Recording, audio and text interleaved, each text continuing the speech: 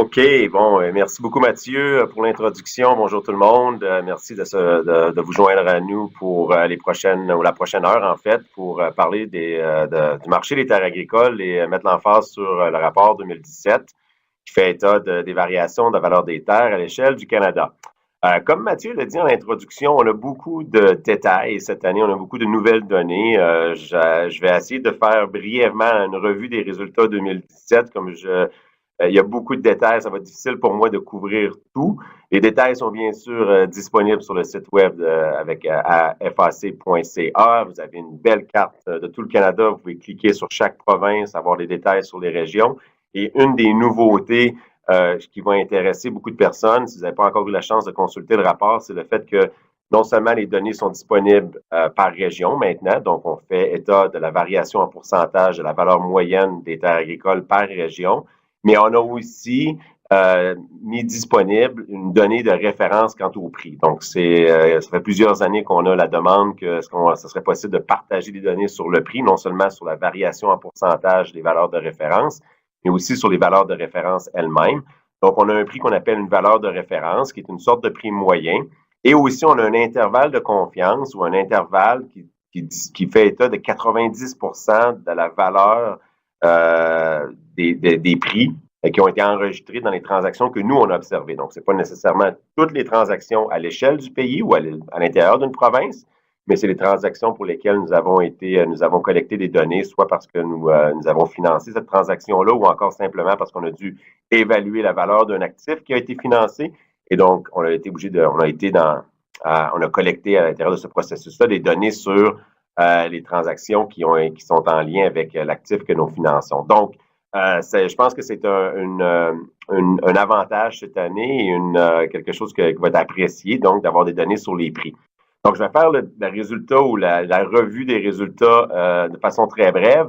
Je vais parler des facteurs qui sont derrière la hausse de la valeur des terres et aussi regarder vers l'avenir, regarder 2018, 2019, en mettant surtout l'emphase sur le secteur des grandes cultures, mais je vais aussi discuter de certains autres secteurs et des perspectives économiques qui s'y attachent. Donc, on a un gros programme, mais je vais essayer de pas trop m'étendre sur les résultats parce que ceux-ci sont disponibles.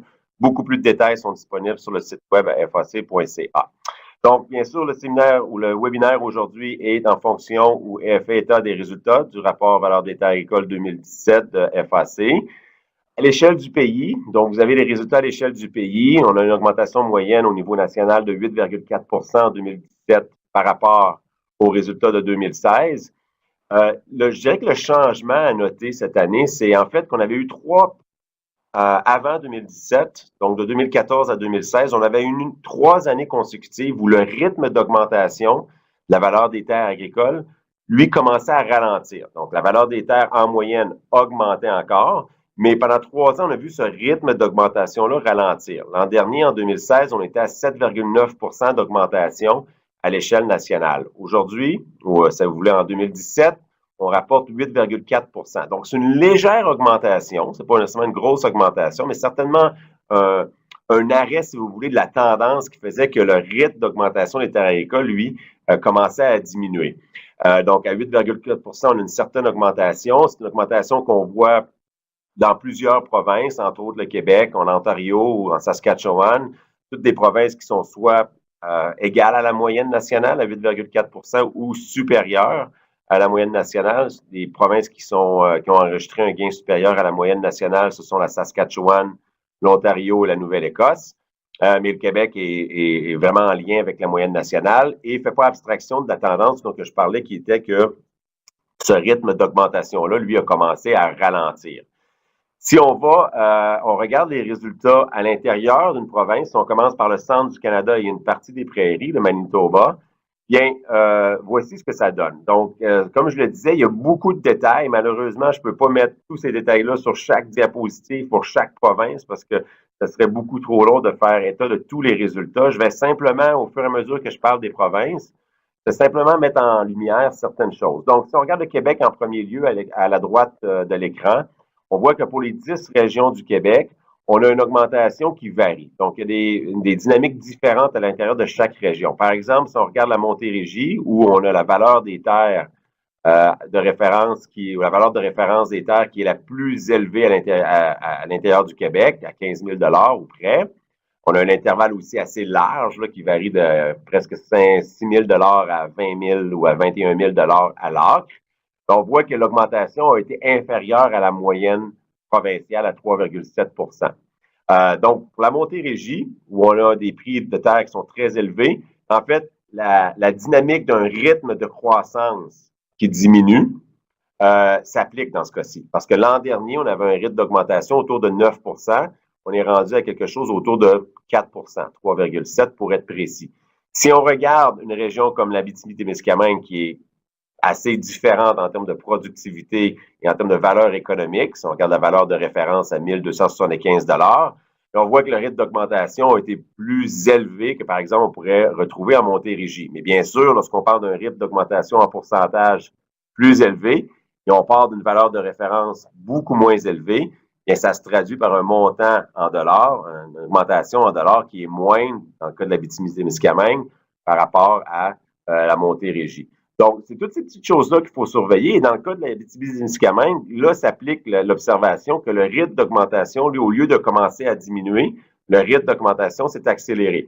Donc, il y a un certain rattrapage. Il est utopique de penser qu'une région comme l'Abitibi-Témiscamingue va rattraper, si vous voulez, la Montérégie. Mais il y a un certain rattrapage, il y a un rattrapage en termes de rythme d'augmentation de la valeur que l'on n'avait pas vu dans les dernières années. Donc, il faut faire attention lorsqu'on regarde à l'intérieur d'une région, de regarder simplement une année pour essayer de dégager une certaine tendance. C'est peut-être un peu trompeur. Il faut regarder sur plus qu'une année et regarder un peu la tendance. Donc, de ce côté-là, je pense que dans un certain sens, les régions qui ont observé où le prix des terres est assez élevé, qui ont observé une variation importante de la valeur des terres dans les dernières années, on voit ces régions-là commencer à ralentir. On voit le rythme d'augmentation commencer à ralentir. Je pense que la Montérégie, l'Estrie, Laurentides-la-Naudière, ce sont des régions qui font, qui font bien état de ce résultat-là. Alors que pour d'autres régions où le prix des terres est un peu moins élevé, on voit un certain rythme d'augmentation qui s'accélère. L'Ontario, en fait, est assez similaire au Québec. Encore une fois, si on regarde les régions où en Ontario, les valeurs des terres sont les plus élevées, vous allez voir un rythme d'augmentation, par exemple dans le sud de l'Ontario, dans le sud-ouest de l'Ontario, qui est moins élevé qu'ailleurs en Ontario. Donc, on a certaines entreprises même qui prennent de l'expansion à l'extérieur de leur propre région. Et ça crée un certain rattrapage entre les régions pour ce qui est du rythme d'augmentation de la valeur des terres. Manitoba a connu une augmentation assez appréciable, quand même, à 5 d'augmentation à l'intérieur de la province. Et il y a eu une certaine variabilité, même une région qui a connu aucune augmentation, une certaine stabilité. Si on va du côté de l'Atlantique, bien là, on a encore un peu plus de variabilité, même à l'intérieur de chaque province. Si on regarde, par exemple, une province comme à l'extrême, dans le coin nord-ouest de la diapositive, si on regarde les régions du Nouveau-Brunswick, on voit que il y a une région, en fait, qui a enregistré une baisse, en fait. La seule région qui a enregistré une baisse significative, c'est dans le nord du Nouveau-Brunswick, à moins 15 C'est une région où on observe une certaine concentration pour la production de bleuets. Donc, étant donné les défis dans le secteur du bleuet, on a vu une diminution de la valeur des actifs dans ce secteur-là. Alors que pour d'autres régions, comme le sud de la province, on a eu un marché beaucoup plus compétitif, plus de demandes avec une offre quand même assez limitée, ce qui a fait en sorte qu'on a vu une augmentation de l'ordre de presque 14 en 2017. Même constat du côté de la Nouvelle-Écosse, alors qu'on a deux régions qui sont très stables et une augmentation très, très, très forte dans le coin de la vallée de l'Annapolis où on a vu un marché très, très compétitif. Donc, beaucoup de variabilité, dépend vraiment des secteurs de production qui sont le plus représentés à l'intérieur de ces régions-là et aussi de la dynamique même de la région. Donc, et dans plusieurs cas, lorsqu'on observe une augmentation forte dans une région, il y a un des résultats principaux ou un des facteurs principaux, c'est le fait que la disponibilité des terres dans cette région-là était très limitée. Donc, non seulement on a une forte demande, mais on a peu de terres qui sont disponibles lorsque ces terres-là viennent sur le marché et on voit qu'il y a une compétition assez intense pour ces terres-là et donc ça fait grimper le prix. Si on se déplace du côté de l'ouest, partie des prairies, Alberta, Saskatchewan et Colombie-Britannique, il n'y a pas nécessairement beaucoup d'observations nouvelles à mettre en relief. Encore beaucoup de variabilité à l'intérieur des régions. Une province comme la Saskatchewan, on voit vraiment une division entre l'ouest de la province et l'est de la province. l'ouest de la province voit un rythme d'augmentation un peu plus élevé, qui semble vouloir fermer l'écart, si vous voulez, entre la valeur des terres en Saskatchewan et la valeur des terres en Alberta. La valeur des terres en Alberta est encore plus élevée en moyenne que celle en Saskatchewan, mais on voit un certain rattrapage ou l'écart qui se referme quelque peu. Colombie-Britannique, où on a une valeur des terres qui est dans quelques régions qui sont assez élevées, c'est le cas de le dire, bien, on voit encore beaucoup de variabilité, surtout dans les régions où on a des prix qui sont très, très, très variables. Donc, ces pourcentages-là doivent être pris avec un certain grain de sel parce que le pourcentage s'applique pas nécessairement, d'augmentation ne s'applique pas nécessairement à la fourchette la plus élevée des valeurs de référence pour les terres. Donc, beaucoup de variabilité, des terres qui continuent de croître en valeur en moyenne à l'intérieur de chaque province, mais par contre, il y a une certaine variabilité à l'intérieur de chaque province. Donc, quels sont les facteurs économiques qui sont à surveiller et qui peuvent expliquer, si vous voulez, l'augmentation qu'on a connue en 2017? Bien, pour moi, la première chose que je surveille, c'est bel et bien le revenu agricole. Donc, si on regarde le revenu agricole à l'échelle nationale, et puis on va être capable d'aller plus en détail pour une province ou deux dans certains secteurs précis, mais si on regarde le secteur agricole dans son ensemble, au niveau national, il y a une chose à noter avec ce graphique-là qui est importante pour moi, c'est l'augmentation significative des revenus bruts de la période 2007 à 2016. 2017-2018, les revenus bruts qui sont présentés ici sur le graphique sont des estimations parce qu'on n'a pas encore les revenus finaux. C'est des revenus préliminaires, des estimations pour 2017 et des prévisions pour 2018 parce que bien, on n'a pas encore les résultats finaux pour 2017.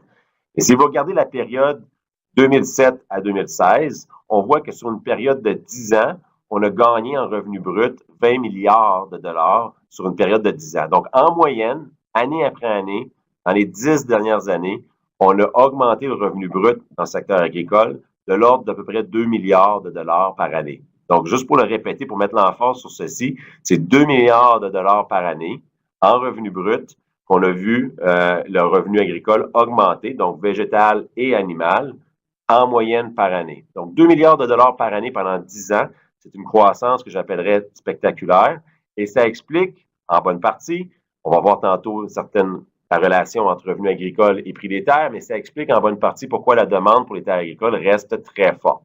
On a créé une certaine richesse dans les 10 dernières années et ça a haussé, si vous voulez, la valeur des actifs et la terre représente une grande partie des actifs dans le secteur agricole, comme vous le savez très bien.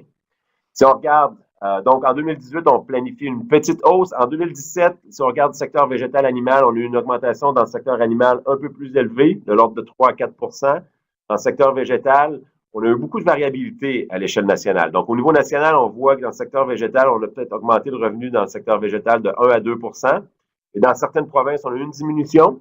Dans certaines autres provinces, à Manitoba, on parle peut-être d'une augmentation supérieure à 10 Alors que si on regarde dans l'Ontario, Québec, on va avoir une diminution du revenu dans le secteur végétal, peut-être de l'ordre de 2 Donc, il y a beaucoup de variabilité là, à l'intérieur de chaque province. C'est pour ça qu'il faut regarder un peu plus en détail qu'est-ce qui se cache derrière ces chiffres-là. Donc, si on regarde revenus dans le secteur végétal, donc c'est tout le secteur végétal au Québec, on voit ce que je parlais tantôt quand même. On voit quand même la croissance, si vous voulez, en 2007 et 2016, sur une période de 10 ans. On parle d'une croissance d'à peu près 2 milliards de dollars en revenus bruts. Donc, on parle de quelque chose un peu moins que 2 milliards. Je vais être plus conservateur, je vais dire même 1,5 milliard. Néanmoins, 1,5 milliard sur 10 ans, ça donne 150 millions par année en moyenne de revenus bruts. Donc, année après année, le revenu brut en moyenne augmente de 150 millions. Et là, on voit que 2017, une certaine diminution. Je dois dire que je ne suis pas encore nécessairement convaincu qu'on va avoir une diminution aussi importante qu'on voit. Je pense que finalement, en 2017, lorsqu'on va avoir les chiffres finaux, on va probablement se rapprocher beaucoup de 2016. Et 2018, très légère, en fait, une stabilité en termes de revenu végétal. Donc ça, c'est important pour non seulement expliquer qu'est-ce qui s'est passé en 2017-2016 ou de 2016 à 2017, mais aussi regarder qu'est-ce qui peut se passer pour 2018. Un des outils que j'aime le plus utiliser, c'est de mettre en relief la valeur des terres moyennes en fonction des revenus bruts. Et là, je veux bien mettre l'emphase sur que ceci est un outil pour regarder le marché agricole. C'est bien sûr que le marché des terres agricoles, c'est bien sûr que si je suis une entreprise et que je désire regarder la possibilité de prendre de l'expansion, acheter des terres, etc., je dois bien sûr regarder le revenu net parce que la capacité de faire l'investissement va être bien sûr fonction des revenus bruts, moins, et aussi en considérant ma structure de coût, donc moins les dépenses. Et si je regarde simplement la dynamique du marché des terres agricoles, on a plus de facilité, si vous voulez, à illustrer certaines relations et prédire ou essayer de comprendre comment la valeur des terres va évoluer en regardant les revenus bruts. Donc, c'est simplement pour faire la distinction entre si je me positionne de la perspective, je veux regarder ce qui se passe sur le marché, versus que je veux regarder ce que je peux faire en tant qu'entreprise, quel est mon plan stratégique, prendre de l'expansion, etc. Donc, si je regarde revenu brut versus valeur des terres, donc valeur des terres sur revenu brut, je vois que ce ratio-là, qui est la ligne rouge sur le graphique, a commencé à augmenter de façon appréciable, je dirais autour de 2014. Donc, de l'année 2013 à 2014, on voit que ce ratio-là, qui était autour de sa moyenne, la ligne verte, fluctuait autour de sa moyenne, un petit peu au-dessus, un petit peu en dessous, dépendamment des années. Mais on voit que malgré l'augmentation des revenus bruts qui a été assez importante depuis 2014, et même jusqu'en 2007, il y a eu l'augmentation de la valeur des terres qui a été aussi importante, sinon plus. Donc, en termes de ratio, on a vu que le ratio valeur des terres par rapport à revenu brut, lui, a commencé à augmenter et est supérieur. Et on prévoit une légère augmentation en 2018 parce qu'avec une stabilité des revenus dans le secteur végétal et une petite augmentation de la valeur des terres en 2018 pour le Québec, on aurait ce ratio-là qui augmenterait légèrement. Qu'est-ce que ça veut dire d'avoir un ratio qui est au-dessus de sa moyenne? Ce n'est pas nécessairement on est plus en... Vraisemblablement, on va voir le marché des terres à un certain point perdre de la valeur, ou etc. C'est plus de dire que à ce niveau-là, il est plus difficile pour les entreprises de pouvoir augmenter leur superficie. Donc, plus le ratio est élevé, plus je dois avoir une structure de coût compétitive pour être capable de prendre de l'expansion. Donc, ça, c'est la première chose que je conclue avec un ratio comme ceci. Plus ce ratio-là est au-dessus de sa moyenne historique, plus je dois avoir une structure de coût compétitive pour être capable d'augmenter mes superficies et prendre de l'expansion si je le désire. Donc, ça, c'est la première chose. Deuxième des choses, plus le ratio est élevé, plus vraisemblablement les augmentations futures de la valeur des terres vont être moindres. Et donc, ça, c'est quelque chose à surveiller au fur et à mesure que l'on regarde 2018, peut-être même 2019. Avec un ratio comme ceci, je pense qu'on devrait s'attendre à ce que la valeur des terres va augmenter moins en moyenne que ce qu'on a vu précédemment. Et on le voit d'ailleurs dans certaines régions. Si on regarde la Montérégie, c'est un bon exemple. On voit en 2017 une augmentation moindre, étant donné que le revenu n'est pas nécessairement supérieur ou même légèrement inférieur à celui de 2016. Donc, on commence à le voir dans certaines régions et je pense qu'on va le voir à l'échelle provinciale aussi, de voir une augmentation moindre pour l'année 2018 que ce qu'on a vu en 2017. Ceci étant dit, il faut admettre que je pensais que ce serait le cas aussi en 2017 et comme je l'ai mentionné au tout début de la présentation, en 2017, on a vu ce rythme d'augmentation-là augmenter. Le rythme d'appréciation de la valeur des terres a augmenté alors qu'on pensait peut-être le voir diminuer en 2017. Donc, quelque chose à surveiller, mais c'est évident qu'avec un ratio plus élevé que la moyenne, plus ce ratio-là est élevé, plus ce ratio-là est loin de sa moyenne historique, plus on doit avoir une structure de coût basse pour être capable d'intégrer des superficies additionnelles, par exemple, à l'intérieur d'une entreprise. Si je fais, par exemple, la comparaison avec une autre province, je vais prendre la Saskatchewan, parce que si je prenais l'Ontario, on a un secteur agricole qui est sensiblement similaire au Québec avec l'Ontario en termes de production qui sont représentées, production animale versus production végétale, etc. Mais si je prends une province comme la Saskatchewan, on a une situation quelque peu différente. La croissance est la même. Si on regarde de 2007 à 2016, on parle d'une augmentation de au moins, en étant conservateur ici, 5 milliards de dollars de revenus bruts sur 10 ans. Donc, on parle de 500 millions par année en moyenne chaque année pendant 10 ans. Mais on voit en 2017 une légère diminution. Il y a eu certains problèmes de sécheresse dans le sud de la Saskatchewan, alors que dans le nord de la Saskatchewan, par exemple, on a eu une très bonne année en termes de rendement. Et on voit que on s'attend qu'en 2018, les revenus soient légèrement stables. Donc, quelques années de stabilité. Qu'est-ce que ça donne si on regarde le prix moyen des terres par rapport aux revenus bruts? On voit que ce ratio-là, lui, est plus près de sa moyenne que, par exemple, une province comme le Québec. Donc, à l'intérieur de la Saskatchewan, il est un peu plus facile de voir, de considérer, d'intégrer des superficies additionnelles, étant donné notre structure de coût, avec un ratio comme celui-ci où le prix des terres ne s'éloigne pas trop des revenus bruts à l'acre. Donc, ça, c'est une des conclusions. Donc, certaines provinces vont différer. Il ne faut pas voir le ratio lui-même comme étant le comparer entre les provinces. Chaque province a son ratio, sa propre dynamique du marché des terres agricoles. Mais de voir où ce ratio-là se situe par rapport à la moyenne de la province, je pense, est un des indicateurs que je regarde pour essayer de comprendre où le marché peut aller. Donc, avec des revenus qui sont légèrement en prévision à être stables en Saskatchewan pour 2018, on prévoit une légère augmentation de la valeur des terres. Donc, on voit à l'extrême droite de ce graphique-là, la ligne orange-rouge, elle légèrement augmentée encore en 2018, mais ça reste quand même, si on compare avec le Québec, un peu plus près de la moyenne historique que l'on voit en Saskatchewan par rapport au Québec.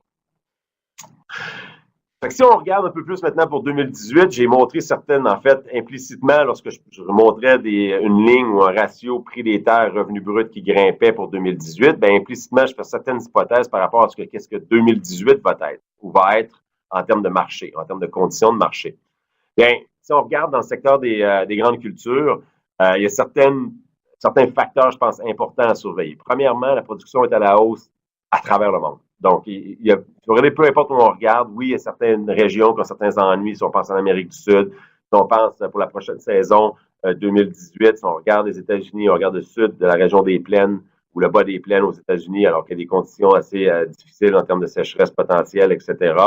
Oui, c'est vrai, il y a certaines régions qui ont des ennuis au niveau météo, potentiellement certains ennuis au niveau météo, mais somme toute, règle générale, la production est à la hausse. On regarde, par exemple, dans les régions d'Europe de l'Est, on regarde la Russie maintenant, qui a des rendements en blé, en production de blé, équivalents à ceux des États-Unis. On n'aurait pas pensé ça possible si on recule 10 ans ou même 5 ans, en fait. Donc, la production est à la hausse.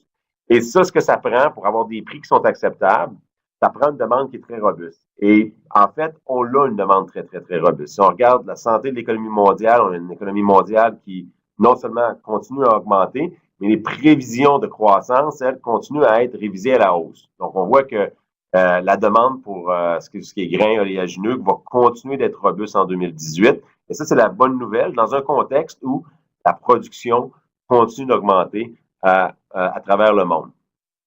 Les relations commerciales, écoutez, on pourrait en faire un webinaire en entier sur les relations commerciales incertaines qui sont une source de volatilité. Ici, je pense par exemple à la relation entre la Chine et les États-Unis qui a un impact important sur tout ce qui est le marché des oléagineux. Si on pense au soya, la possibilité de voir la Chine imposer une taxe à l'exportation de soya provenant des États-Unis, ce qui pourrait faire effectivement diminuer le prix du soya, c'est notre prix de référence pour le soya ici au Canada.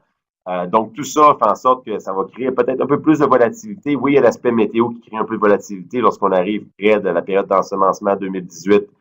En fait, on est à l'intérieur de la période d'ensemencement 2018 et la période de production. Mais il y a aussi tout l'aspect relations commerciales. Il y a l'aspect relations Canada-États-Unis aussi avec l'accord de l'ALENA qui est en train d'être négocié. Donc, toutes ces choses-là pourraient créer un peu plus de volatilité que l'on est habitué de voir normalement dans la saison de production durant l'été. Donc, tout ça reste à voir. Cependant, si on prend le prix sur les marchés à terme, on fait certaines hypothèses par rapport au rendement. Donc, si on regarde, on met l'hypothèse que les rendements vont être moyens.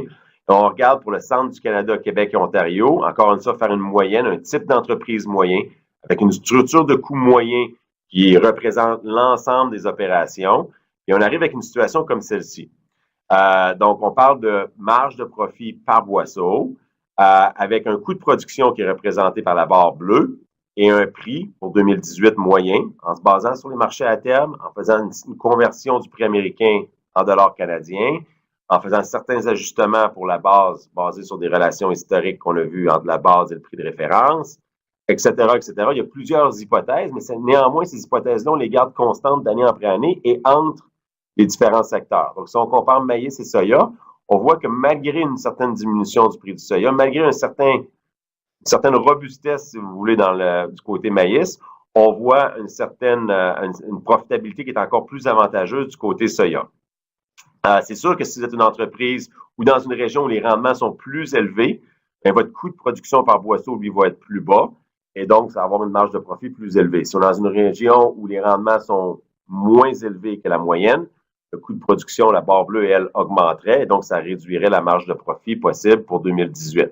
Ça donne vraiment une idée de quelles est les tendances pour la profitabilité en 2018. Les chiffres dans le bas du graphique, donc plus 5 pour le maïs et moins 11 pour le soya, sont en fait les intentions d'ensemencement telles que rapportées par Statistique Canada à l'échelle nationale.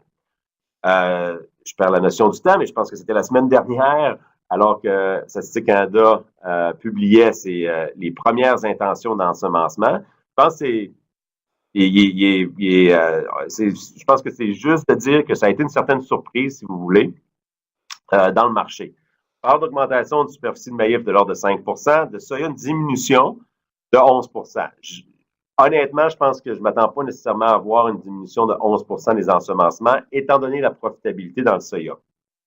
C'est sûr qu'étant donné des rendements moins intéressants que prévu, par exemple en Saskatchewan et au Manitoba, où on a vu les superficies de soya prendre de la croissance et de l'expansion, ben c'est probablement qu'on va voir ces superficies légèrement diminuer. Mais de voir, comme ici, ça, 11 c'est le chiffre pour l'échelle nationale, mais le chiffre pour le Québec est moins 12 Beaucoup de misère à visualiser une situation où on aurait une diminution des ensemencements de soya au Québec de l'ordre de 12 Donc, il faut prendre ces chiffres-là avec un certain grain de sel. C'est basé sur des sondages et des fois, ces sondages-là ne reflètent pas nécessairement la situation sur le marché. On peut faire le même exercice, d'essayer de prévoir les décisions d'ensemencement pour 2018, non pas en faisant des sondages, mais aussi en utilisant les relations historiques entre profitabilité prévue et ensemencement. Et profitabilité prévue, comme vous le voyez présentement, indique une plus grosse profitabilité du côté oléagineux. Ça a été le cas dans les dernières années. Donc, je m'attends à voir quelque chose beaucoup plus près d'une certaine stabilité en termes d'ensemencement de soya qu'une diminution de moins 11, de l'ordre de moins 11 Aux États-Unis, on parle d'une légère diminution d'ensemencement du maïs, légère diminution d'ensemencement de soya. Encore une fois, je ne suis pas nécessairement convaincu de voir une diminution des superficies de soya aux États-Unis.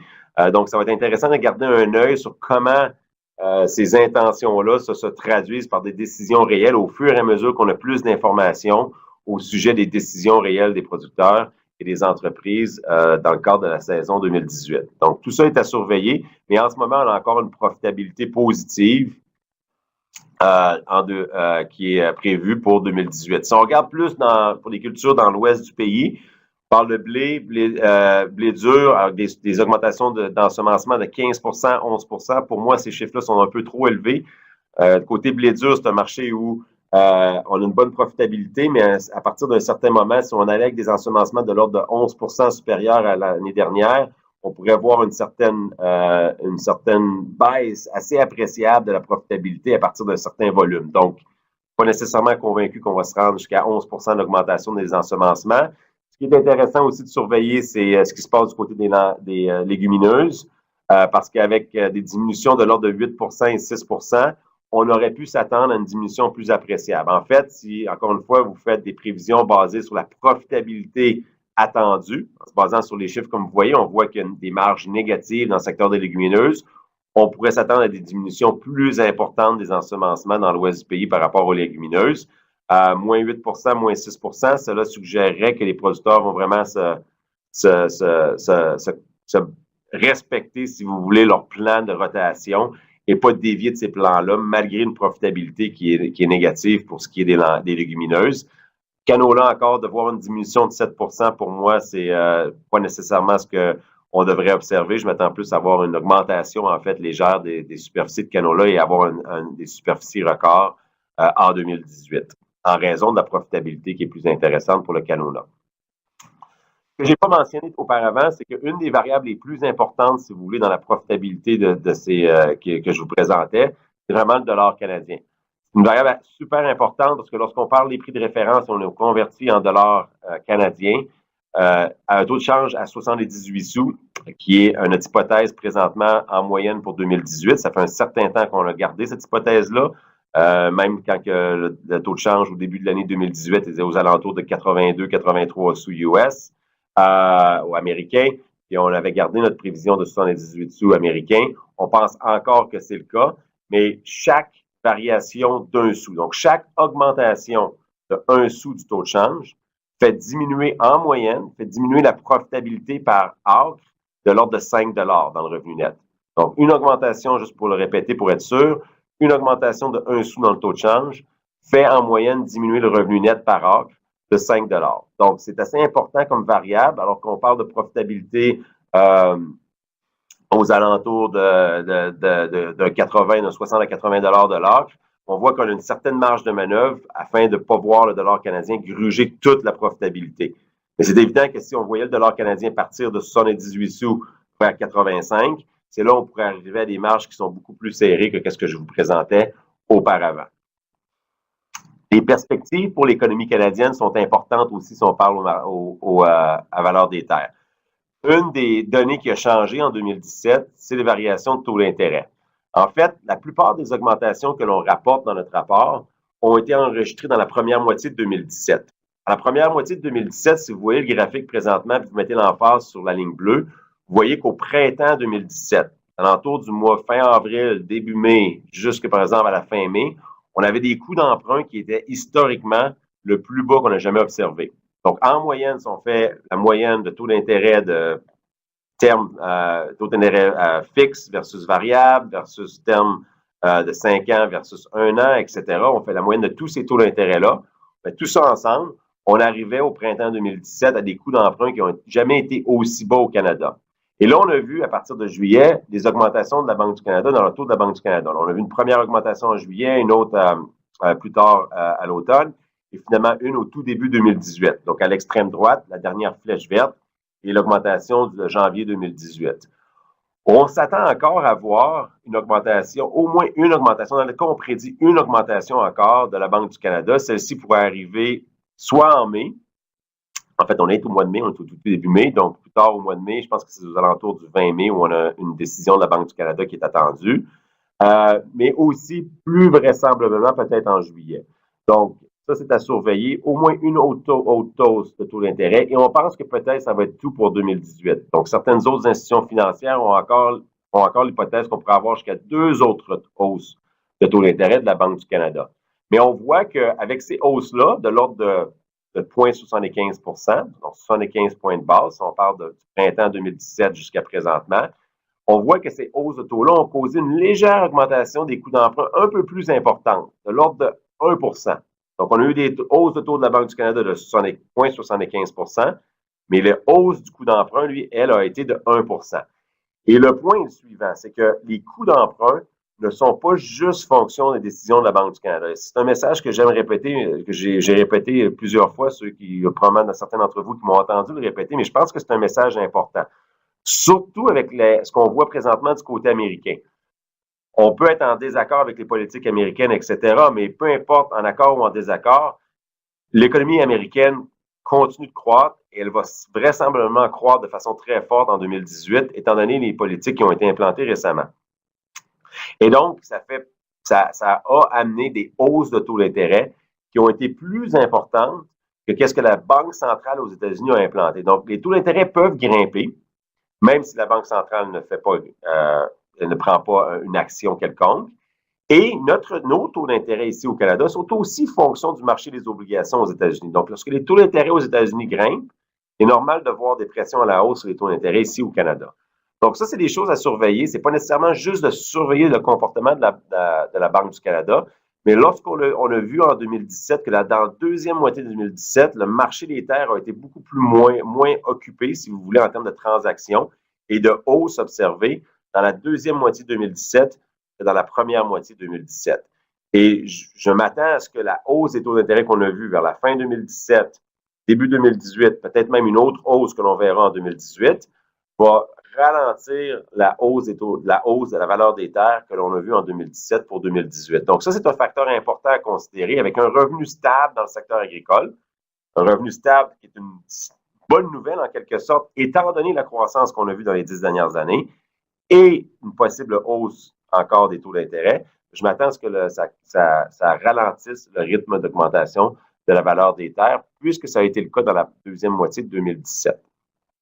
Et comme je le disais, une des variables à surveiller les plus importantes, si on pense par exemple à ce que le secteur agricole aux États-Unis a connu dans les dernières années, on a eu un ralentissement important du côté des États-Unis, une des variables les plus importantes qui nous a permis d'éviter ce ralentissement-là, qui a fait en sorte que la demande pour les commodités que l'on vend reste très forte, c'est la valeur du dollar canadien. Donc, d'avoir un dollar canadien en bas de 80 sous pour nous autres est une bonne chose. Oui, c'est vrai, ça augmente le coût de certains ou le prix de certains intrants, mais somme toute, en termes de marge, en termes de revenus nets, une baisse du dollar canadien a un effet positif. Avec un prix du pétrole on voit encore un écart entre le prix, par exemple, sur le marché canadien et le prix sur le marché américain. Donc, tant qu'on va avoir un écart de ce côté-là qui est lié à la capacité de transporter le pétrole canadien, tant que le prix du pétrole, le prix de référence du pétrole américain n'augmentera pas beaucoup plus qu'il est présentement, bien, avec les taux d'intérêt aux États-Unis qui vont continuer à augmenter, je pense qu'on peut s'attendre à un dollar canadien en bas de 80 sous en moyenne pour 2018. Ça reste notre prévision, comme je le disais, c'est une prévision que l'on a conservée, que ça fait longtemps que l'on conserve. Il y a d'autres facteurs aussi qui ont un impact important. Si on regarde à l'intérieur de chaque région, je pourrais m'aventurer puis dire, bon, ben dans certaines régions où, par exemple, on a une concentration d'opérations de volailles plus importante, on a vu certaines entreprises prendre de l'expansion dans ce secteur-là parce que les revenus ont augmenté en 2017 et donc ça a eu un impact sur la valeur des terres. C'est vrai aussi dans le secteur laitier, c'est vrai dans le secteur bovin. Il n'y a pas un secteur en particulier qui est responsable à lui seul de l'augmentation. Mais c'est sûr que dans certains secteurs, comme dans la production animale, on a une meilleure année en 2017 que dans le secteur végétal. C'est évident que ça a eu un certain impact pour certaines opérations en production animale qui ont décidé de prendre une certaine expansion, prendre de l'expansion pour leur fonds de terre. Dans certaines régions où la production de pétrole est importante, c'est évident que le prix du pétrole a aussi un impact, dans ce cas-ci peut-être un peu moins élevé en 2017 qu'il ne l'a été dans le passé, parce que le marché du pétrole a été un peu moins intéressant, si vous voulez, en 2017 qu'il l'a été dans les années passées, si on regarde à 2014 et avant.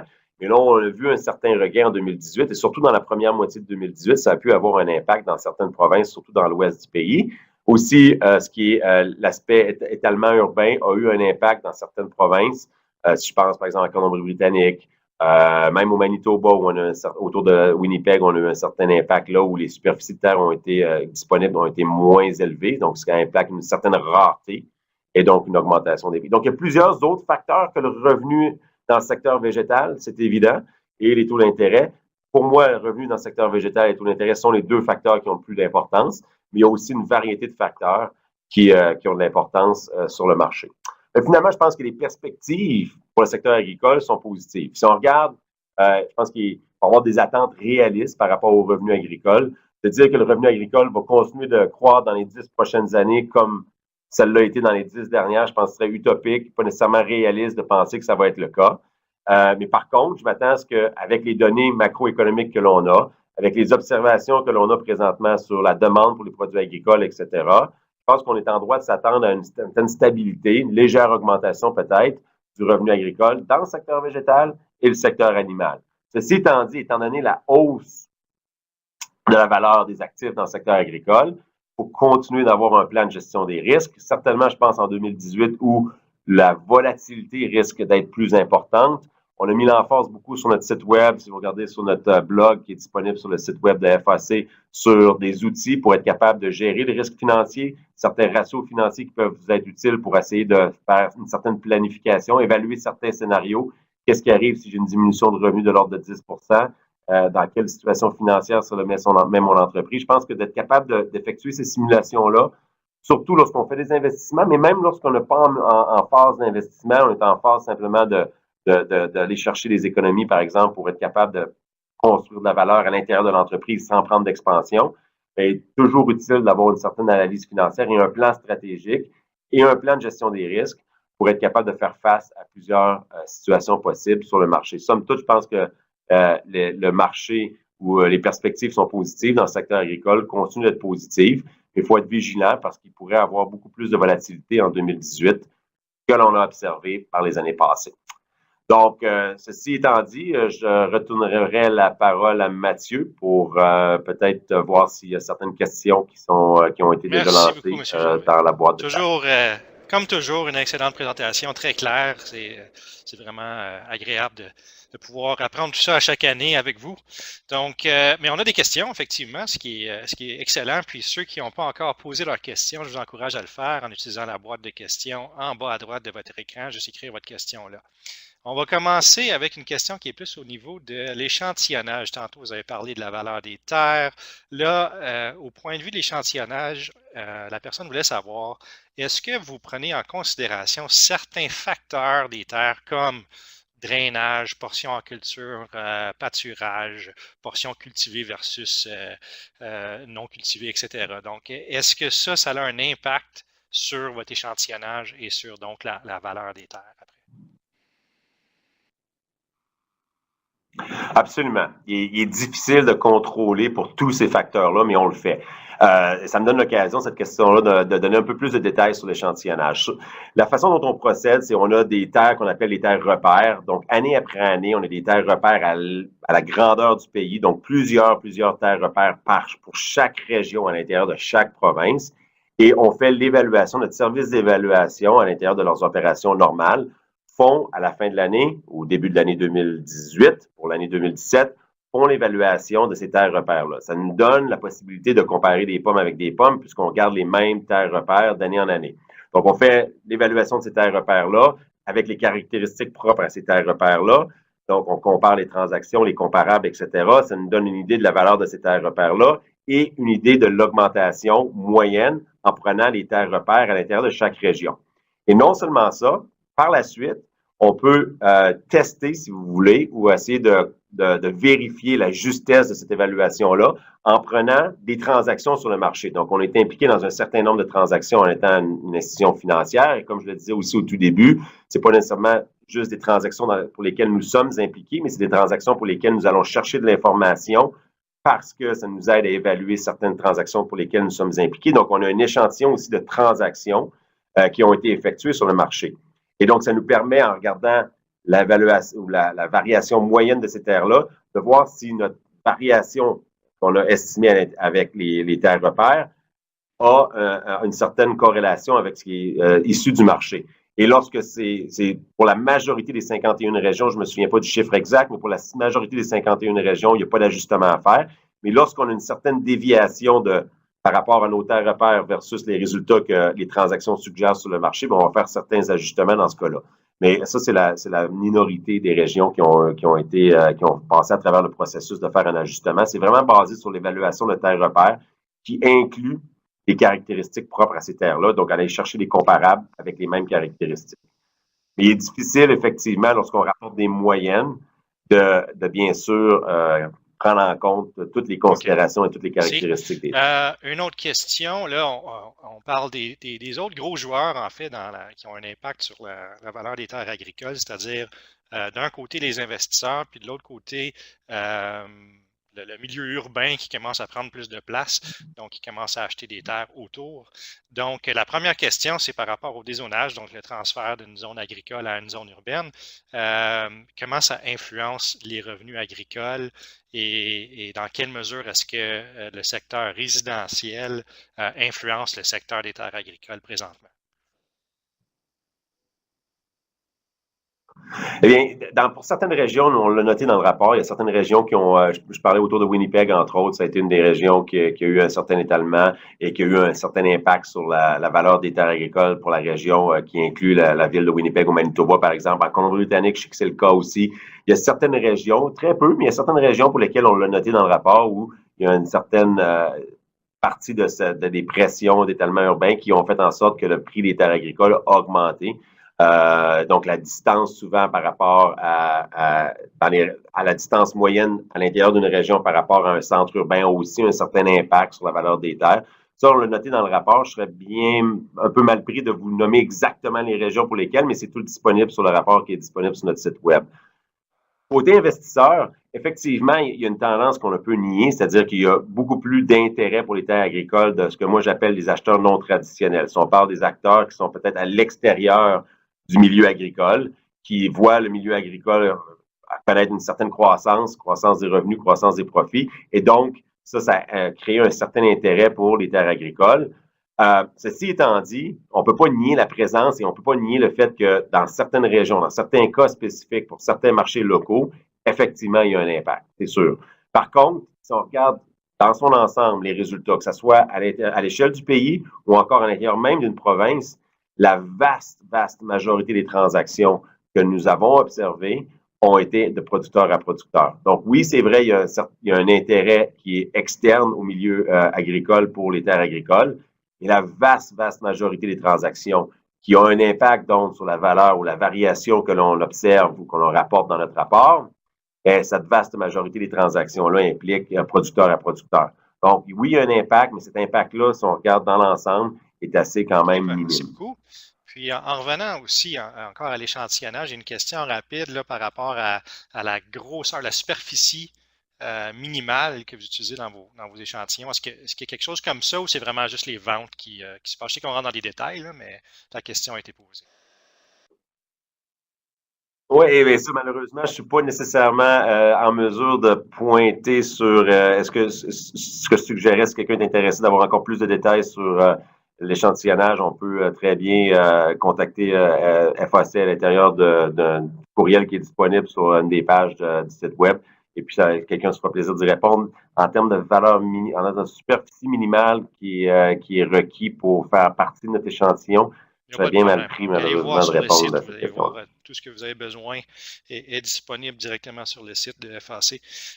Moi, j'ai une grosse question, mais je ne sais pas si vous allez pouvoir répondre. Mais évidemment, il y a toujours l'ALENA qui nous pend par-dessus la tête en ce moment. Là, donc, vous avez parlé de l'impact du dollar canadien sur la valeur des terres et tout ça, la capacité d'achat, les revenus agricoles. Évidemment, il y a toutes les discussions qui se passent au niveau de l'ALENA. On n'est pas trop certain à quoi s'attendre par rapport à ça. Est-ce qu'il y a des scénarios là, qui s'offrent présentement par rapport à ça ou qui rentrent dans vos prédictions? Bien, évidemment, c'est une situation qui est très fluide parce que les données changent de jour en jour. On lisait récemment, ou c'était aujourd'hui, je pense, ou hier, que les États-Unis aimeraient conclure une entente avant le mois de mai. Parce que si on n'est pas avant le mois de mai, si on n'a pas une entente avant le mois de mai, ça implique deux choses. Première des choses, il y a des tarifs sur l'aluminium et l'acier qui devraient être appliqués. Le Canada est présentement exempté, aimerait continuer à l'être, exempté des taxes sur l'aluminium et l'acier. Les États-Unis ont mis une date butoir du mois de mai pour être capable de régler ce dossier-là d'aluminium et acier avec le dossier de l'ALENA. Si on n'est pas capable de régler ce dossier-là, donc des tarifs pourraient s'appliquer. C'est pas nécessairement quelque chose qui est très pertinent pour le secteur agricole, mais il reste que ça a des implications, une relation connexe avec le secteur agricole. Si on met l'ALENA maintenant, on n'est pas capable de s'entendre d'ici la fin du mois de mai, on remet les choses, les négociations après les élections américaines de l'automne. Il y a plusieurs points d'interrogation. Bien sûr, qui sont plus techniques. Par exemple, le président américain doit avoir l'autorité de négocier les accords commerciaux du Congrès, sinon c'est très difficile de le faire sans l'autorité explicite du Congrès. Il y a toutes ces questions-là qui doivent être débattues. Est-ce que ça implique une probabilité plus forte de voir les États-Unis se retirer de l'ALENA? Et si jamais c'était le cas, bon, ben, quel est l'impact sur tout le prix des commodités? Parce que, par exemple, si on pense au prix de maïs, beaucoup de maïs des États-Unis s'en va vers le Mexique. Donc, si ce maïs-là, si le Mexique ferme la porte au maïs américain, est-ce qu'on a plus de maïs américain sur le marché canadien? On en a quelque peu déjà dans l'ouest du pays, parce que il est compétitif étant donné le prix de l'orge. Donc, si le prix du maïs descend, plus de maïs américain sur le marché canadien. Qu'est-ce qui arrive à la valeur de notre devise? Il y a beaucoup de points d'interrogation. On devrait avoir un peu plus de clarté par rapport à l'échéancier à la fin du mois de mai. Donc, il y a cette date butoir-là de régler le dossier de l'ALENA et des tarifs à la fin du mois de mai. Donc, ça, c'est une chose. Si, par contre, on pousse tout après les élections américaines, là, peut-être, encore une fois, on devrait peut-être voir un peu plus de volatilité sur le marché. Donc, ça, c'est toutes des choses à surveiller parce qu'effectivement, ça a un impact connexe. Pas nécessairement un impact direct parce que je reste très confiant de voir qu'on va avoir une négociation fructueuse avec les États-Unis en termes de renégocier l'ALENA, d'être capable d'aller garder notre accès au marché américain, d'être capable d'utiliser le prix américain comme prix de référence, mais il faut toujours aussi garder un œil sur la volatilité que cela cause dans le dossier, sur le prix des commodités. Le dossier avec la Chine est un autre dossier qui crée beaucoup de volatilité. Donc, c'est pour ça que je dis qu'on peut avoir un été un peu plus volatile peut-être qu'habituellement, même si habituellement on est quand même habitué d'avoir un été volatile dans le secteur agricole parce que c'est un été où, durant l'été, on obtient de l'information sur la météo, puis ça fait bouger les marchés. Mais la volatilité n'est pas nécessairement toujours mauvaise. La volatilité veut dire pas nécessairement juste des prix qui descendent, mais des prix qui montent et descendent. Donc, lorsqu'on voit des prix grimper, peut-être plus prudent d'essayer peut-être d'être capable de solidifier ou de avoir des contrats en place pour être capable de se protéger contre un prix avec un prix précis pour une certaine partie de la production anticipée. Donc, il y a certaines stratégies là, qui sont disponibles pour être capable de vivre avec la volatilité qu'on va observer sur les marchés. Merci beaucoup. Je crois que les questions achèvent, mais non, j'aimerais rappeler aux gens qu'on a un tout petit sondage à compléter dans quelques instants. Mais avant de terminer, j'aimerais vous laisser la chance de dire quelques mots pour la fin et peut-être juste regarder un petit peu les données à observer ou les variables à surveiller pour 2018, voir un petit peu là, de quoi ça a l'air, qu'est-ce qu'on devrait garder l'œil dessus dans l'année à venir. Mais très brièvement, revenu agricole, pour moi, la clé numéro 1, surtout dans le secteur végétal. Donc, je garde un œil sur le dollar canadien, qui a été la variable la plus déterminante pour le revenu agricole dans les dernières années. Les prix des commodités vont être plus variables, donc chose à retenir aussi. Et pour ce qui est des résultats sur le rapport de valeur des terres pour l'année 2017, je dirige tout le monde vers le site web. C'est là que vous allez trouver une multitude de données sur les prix, non seulement sur la variation en pourcentage, mais sur les prix en dollars, qui peuvent être des données utiles là, pour la prise de décision au sein de votre entreprise.